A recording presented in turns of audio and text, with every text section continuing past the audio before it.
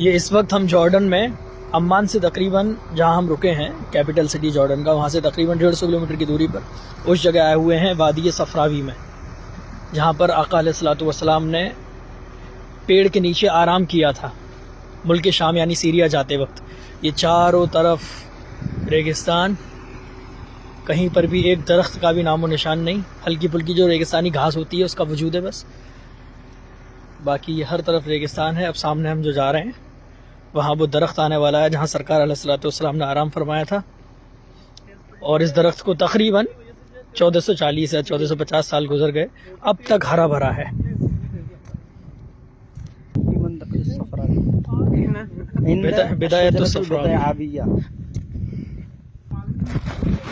इलाके का नाम इसका सफरावी नहीं बल्कि सफावी है, सफावी। चारों तरफ रेत ही रेत है।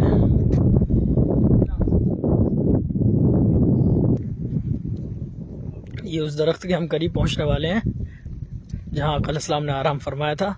ये बोर्ड लगा हुआ है जिस पर अरबी में लिखा हुआ है मौक़अ अश-शजरा अल-मुबारका अल्लती इस्तज़ल्ला बिज़िल्लिहा रसूलुल्लाह सल्लल्लाहु अलैहि वसल्लम, the side of the tree of the prophet Mohammad सल्लल्लाहु अलैहि वसल्लम। अभी इसके अंदर हम जाएंगे और सामने शजर मुबारका।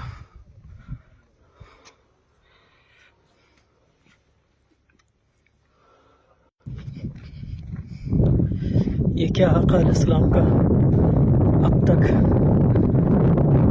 जाहिर होने वाला वो अजीम मौजूदा, दरख्त पूरा हरा भरा खड़ा हुआ है। आसपास कई किलोमीटर तक ऐसे बड़े बड़े दरख्तों का वजूद नहीं है, हर तरफ रेगिस्तानी रेगिस्तान है। 20-20, 25-25 किलोमीटर तक कुछ अता पता नहीं है पेड़ों का। ये वो पेड़ है, अल्लाहु अकबर।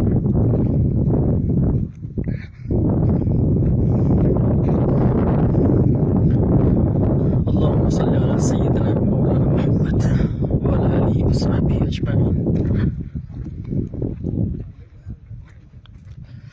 अल्लाहु अकबर।